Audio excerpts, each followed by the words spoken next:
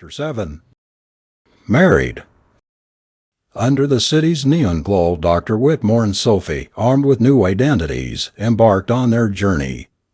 As they reached the boulevard, Dr. Whitmore looked over at Sophie and said, "Under normal circumstances, I would say we should grab a cab, but I think we should go over our new identities and familiarize ourselves with everything before we get to the airport.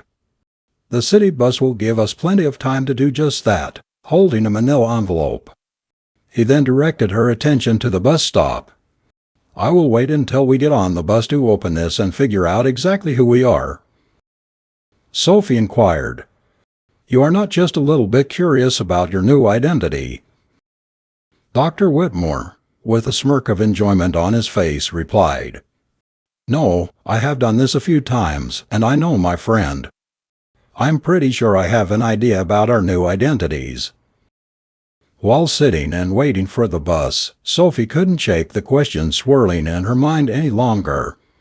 She turned to Dr. Whitmore, breaking the silence. "What was your life like before archaeology? Who was that mysterious friend of yours?"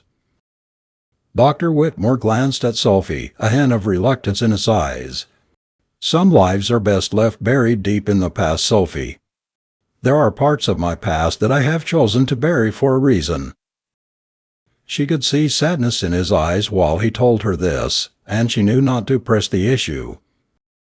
Dr. Whitmore sighed, his gaze fixed on the city lights. "Let's just say there are connections I formed in a life I thought I had left behind.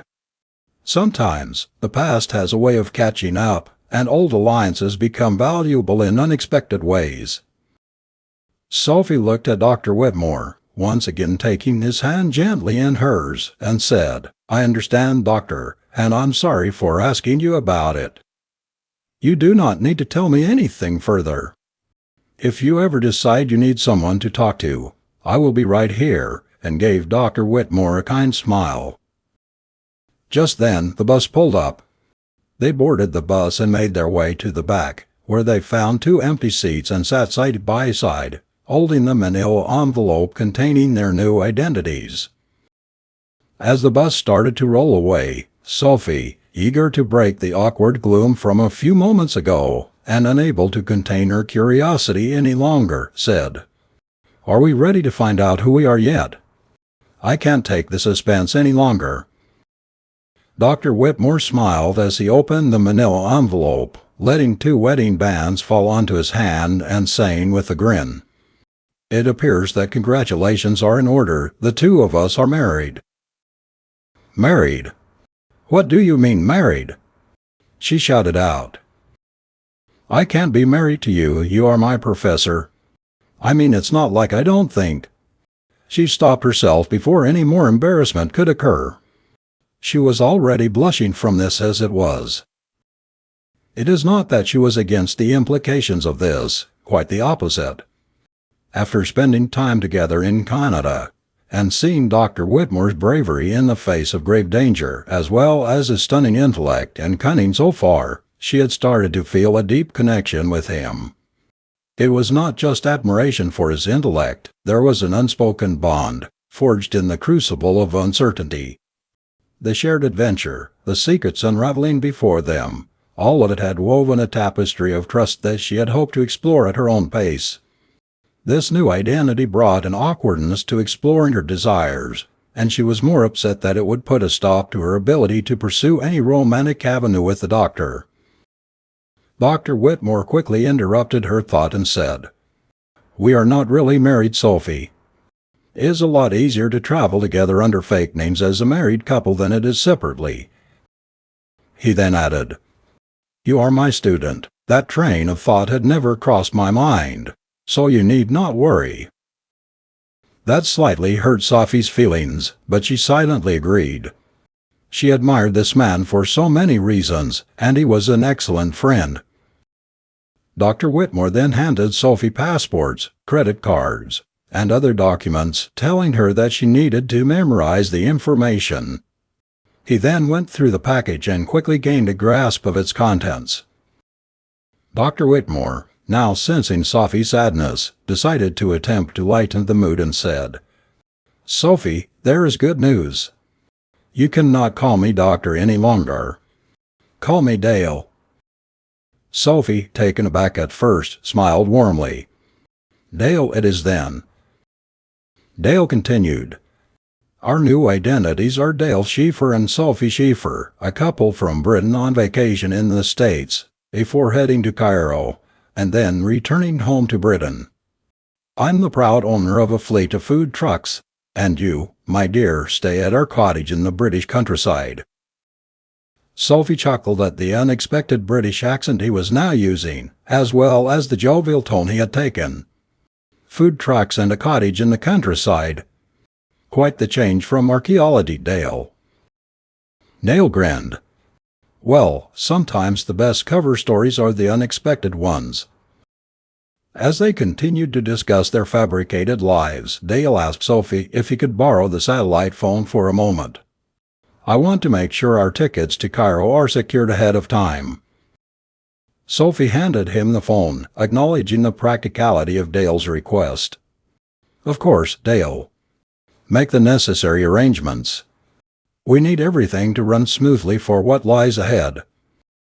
With that, Dale called and booked the flight, under the new identities Dale and Sophie Schieffer, then started memorizing his own information as well.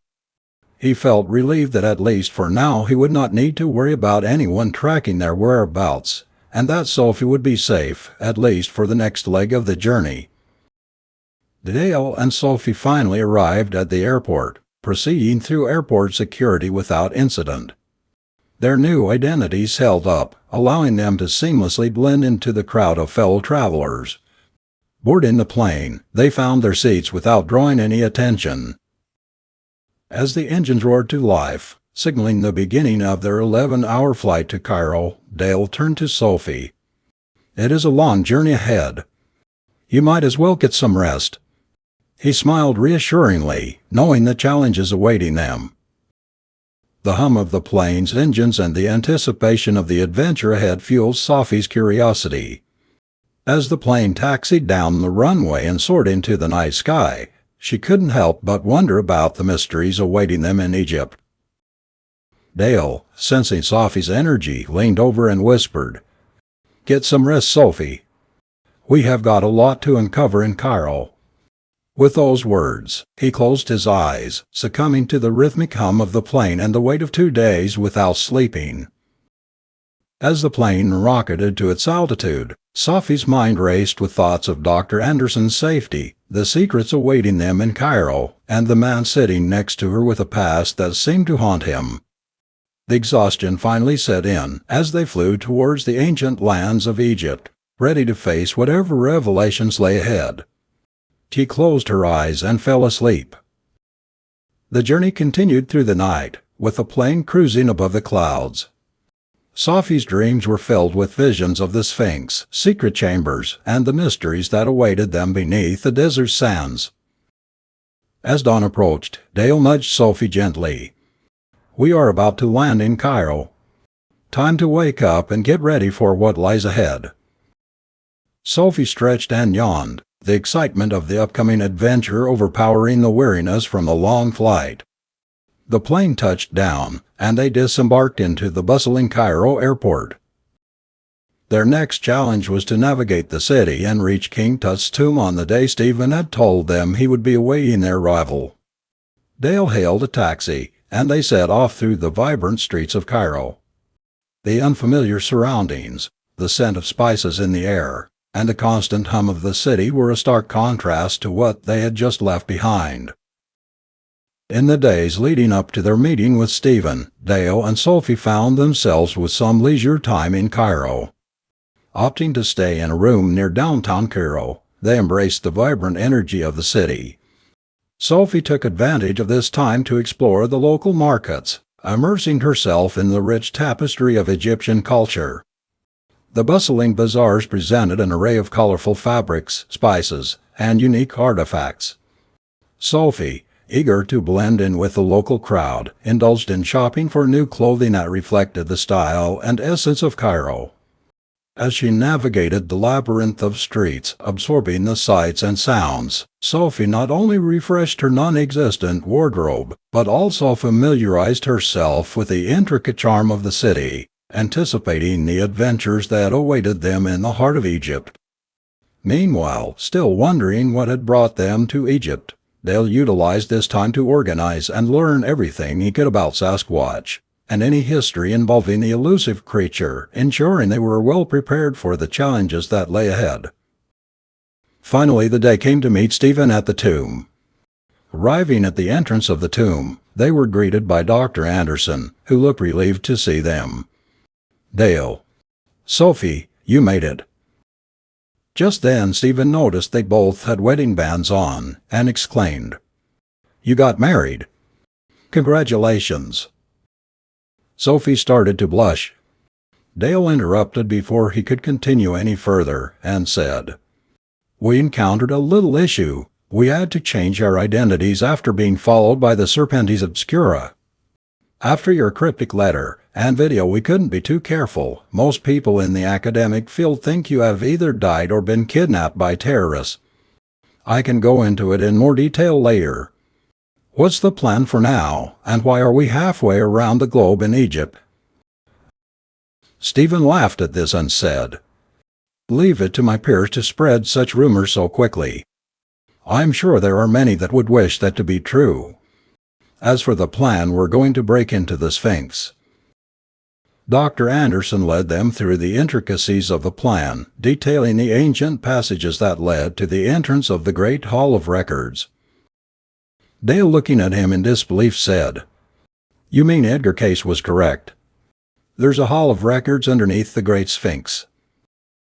Stephen replied, "Yes, he was, and there really is a hall of records under the Sphinx. He was correct about everything. It would appear that we're not the first people the Serpentes Obscura have tried to silence for finding the true history of the world. As for why you're here in Egypt, tomorrow we are going into the Sphinx, and the two of you will see everything for yourselves."